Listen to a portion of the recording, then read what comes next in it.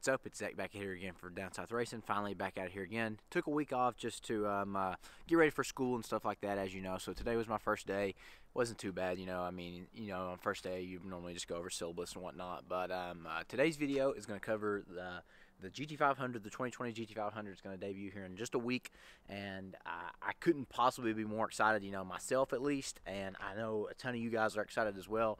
And so to pass the time while I'm just kind of talking about it with you all, I'm cleaning my wheels and tires. Me and some buddies are going to go take some pictures of our cars and stuff later. So I'm just going to talk over just, you know, playing this stuff. You know, obviously you'll see me clean my wheels and tires. And I'm going to apply some tire armor. I haven't done it yet from Adams Polishes. If you don't know what that is, it's basically just an acrylic coating for your tires. It's basically a tire shine that lasts a little bit longer. They claim, I think, up to 2 months if you properly maintain. Multiple coats, it will get glossier, but initially it's just matte, as you'll see. But for now, as you can see right here, I'm just cleaning, and I just started, so here we go. Alright guys, so as many as you already know, I use Adams Polishes for everything. So today I'm using their wheel cleaner, Eco Wheel Cleaner, and tire and rubber cleaner. I've already cleaned the wheel, but I've been talking for a minute, so I'm just going to go ahead and spray it down again one more time. Just lightly. And as far as the wheel cleaner goes, use this more softly bristled brush for the rubber, more firm. And for the barrels of the wheels, I just use this. It's cheap. Adams obviously has their own wheel woolies and such, but haven't been able to get one of those just yet. But as far as this goes, you literally just on the edge of your tire, you know, make sure you get enough on there. Just take this and do that. But let's get into it about the GT500. So as you know, the upcoming 2020 model year GT500 is going to be the halo car, more than likely, for the S650 Mustang, or S550 Mustang. Sorry, I was about to say the S before the S650 Mustang comes out. And obviously, it's been rumored to be coming out for multiple years now. We've seen spy photos, you know, testing out in the desert, testing around Michigan, everything like that, for at least a couple years now. You know, I don't know the exact date of when it first started, but everything has been going on for a couple years now. And here, let me spray this off real quick.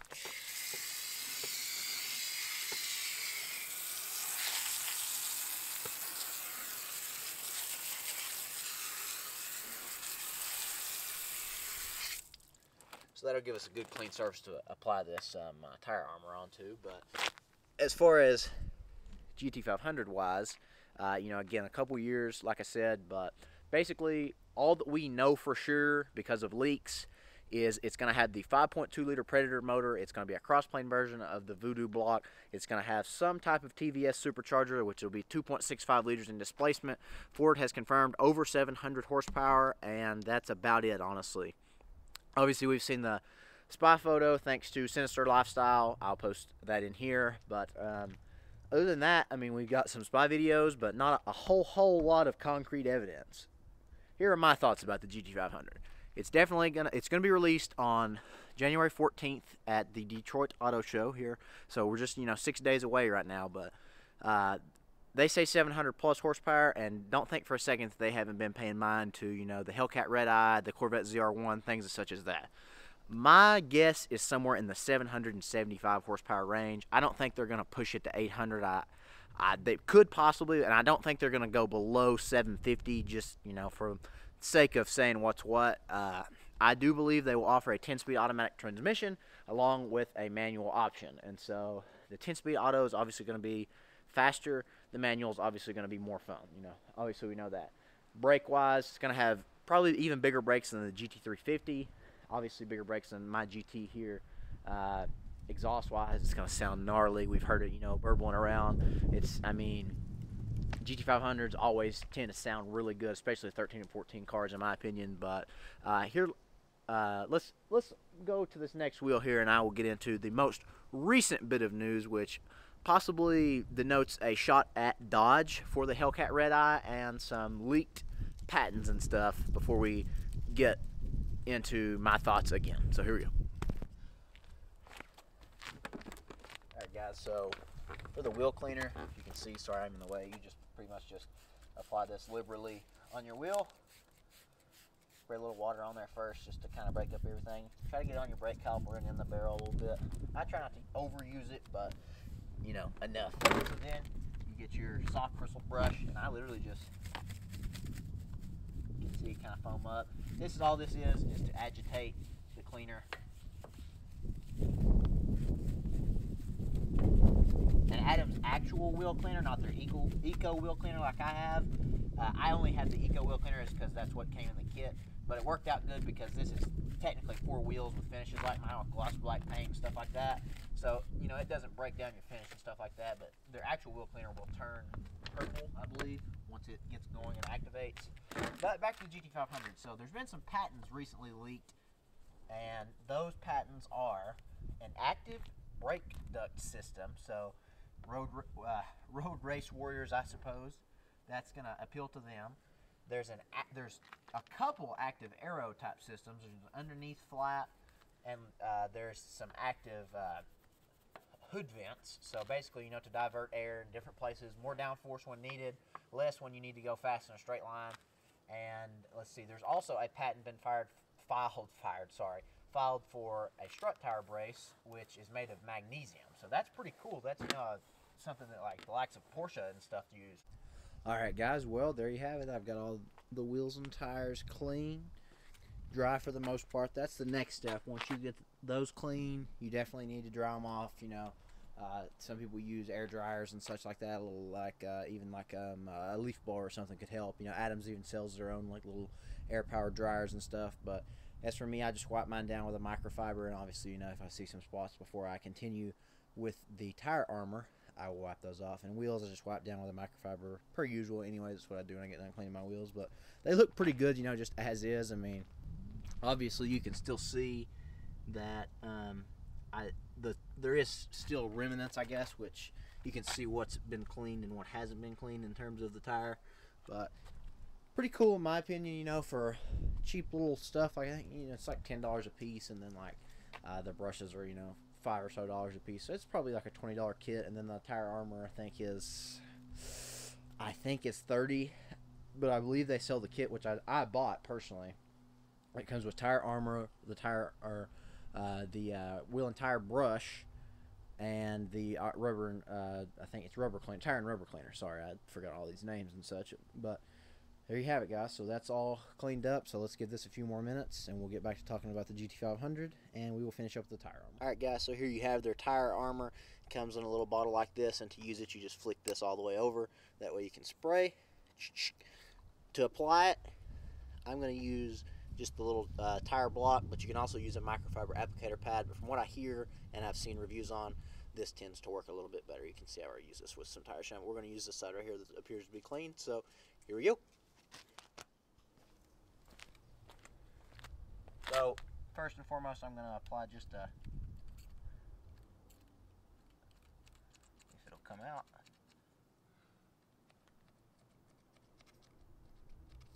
There we go. A little bit on my applicator pad.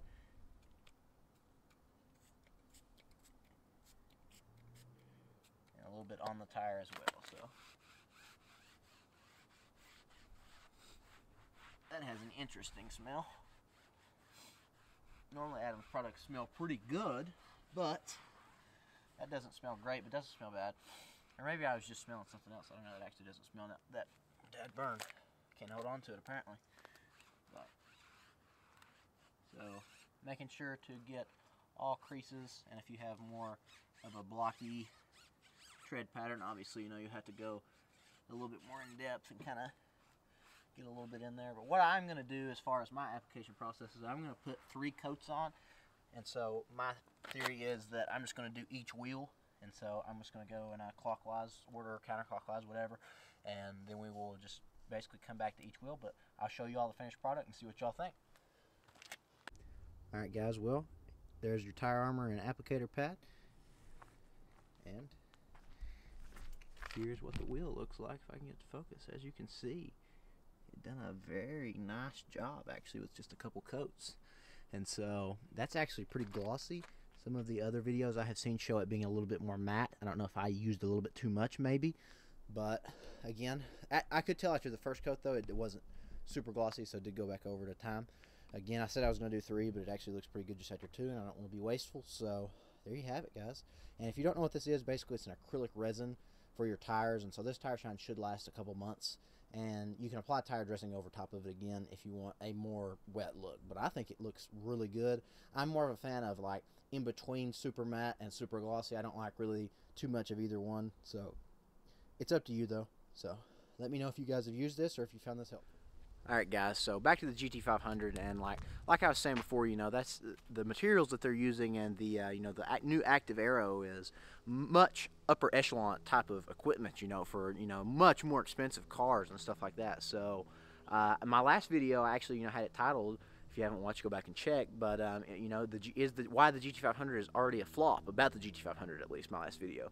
And with this new stuff coming out, if it made it to production and the car has, you know, almost 800 horsepower, I'm going to consider it to not be a flop myself. Now, I hate nowadays that there are so many spy photographers and stuff, because this is mostly how this crap gets out, and it forces us, the public, you know, the consumer, to have to wait for so much longer. Like, you know, Ford really wouldn't have even announced that the GT500 was coming until, what, last Detroit Auto Show, you know, after the Bullet came out. So that's when Ford first just announced that it was coming out, but we've known about it for a year before that. So it's kind of our own fault, I guess. You know, society, you know, humans are curiosity killed the cat is what I was going to say, but humans are curious is what I meant to say. Sorry, I can't talk very well today. School fried my brain, so don't go to school, kids. No, JK. But again, you know, if it has 800 horsepower, super big brakes, humongous carbon fiber wheels from the spy shot, it looked like, a lot of active hood vents, a magnesium strut tower brace.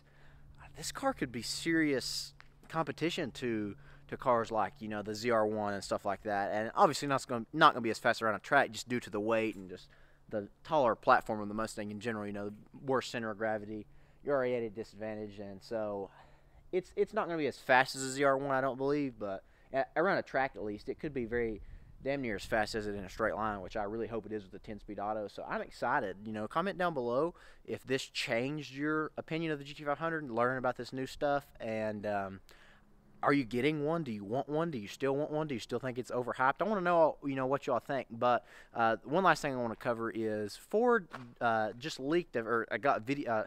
Sorry, my goodness, I can't talk today. There was a picture leaked on the internet of the GT500, supposed GT500 steering wheel, and it shows the, you know, the Cobra badge, and it's got some carbon fiber interior bits and stuff like that. But the interesting thing is the Cobra has a red eye, and so people are wondering if this is a direct call out to Dodge. And so I don't know. Personally, let me know what you all think. I'll throw the picture in here. I definitely believe that it's the GT500 badge. A lot of people were just saying that it's a GT350 or Photoshop, but I believe it's real, because in the engine bay photo that Ford released, the difference between the logo for the 500 and 350 is that the 500 has silver scales, I suppose, on the inside, and the GT350s are just kind of like gray or black, like they're just kind of left alone. And I actually learned about this from GT Guys. He was the one going over this, but I did some, you know, some of my own research to confirm everything that he said is true. So, you know, credit to him for finding it first, but I did do my own research, and I saw the picture, but I didn't really think anything of it until he said it. So that's really cool, you know, that he, you know, found something out like that. So I don't know. Let me know what you all think. But guys, to wrap this video up right here real quick, I just want to, you know, thank Adams Polishes for always supplying me with good stuff. And actually, when I ordered the tire armor, they sent me Glass Boost on accident, which comes in a very similar bottle. It's the 8-ounce kind of weird looking spray type deal right there, but they, you know, of course, sent me a bottle of tire armor back for free and told me I could keep the Glass Boost. So, you know, props to them for that. They always make good car care products. As you can see, my car's pretty clean right now. Just washed it yesterday and threw some detail spray on it today just to give it a good little pop, I guess, for the first day of school. You know, you like to look good, I guess. But so two big things coming to my car. Yes, finally getting your drag pack, and it's a rear drag pack, but they are Raystar Dark Star wheels, 17 by 9.5 with ET Street R Mickey Thompson tires. So hopefully the hook is going to be real for now. Another big thing that I've been wanting to do for a long time is, let's zoom in there, see if you can guess what it is. Pause it and let's go look. Aha! Look here, guys. So I got my caliper paint finally came in, and I went with G2 Blue. So I'm going to be putting that on in the next couple of days, and I think it's going to give the car an even better look than it already has. Alright, guys, so that's going to wrap this video up. I hope you enjoyed. Comment down below if you have any questions about the tire armor from Adams Polishes or any of their other products. I can help. I detail cars for just extra cash, so, you know, I've gotten decently good at it over the last few years. Comment down below if you have any questions about the GT500. Comment, obviously, you know, your thoughts and stuff, if this video is helpful, if you're excited about it still. And I personally have got re-excited since I've read these things here in the last couple days, but for a while there, I was just kind of feeling disappointed. It was just kind of like the Corvette ZR1, where we're like, it was hyped up, and it came out, and everybody did everything with it, and then it just fell off the face of the map. And so I was worried that that's going to happen in the GT500, but I think the strong Mustang community that we have is going to, you know, show out. I hope Stang Mode gets to buy one. Obviously, you know, very expensive, and, you know, he's not a multi-millionaire like some YouTubers and such. But speaking of those, I hope Street Speed 717 buys it also. He's talked about it, and I think it would be really cool for him to buy one, do really cool content with it and stuff. But I can't wait to see all the reviews and such of it. Hopefully, you know, maybe one day I'll get to drive it. But guys, until then, I really hope you all have had a great start to 2019. I've had a pretty good start, so no complaints here. And big things to come, guys. So I'm really excited for this weekend, going down to Alabama to get that drag pack. So that'll be a nice little vlog trip, and it's actually a subscriber of the channel. So he actually has a small YouTube channel, but we'll discuss that and stuff when we get down there. So again, guys, I hope y'all are having a great day, and I hope you enjoyed this video. Please subscribe for more if you enjoyed the video. Drop this video a like.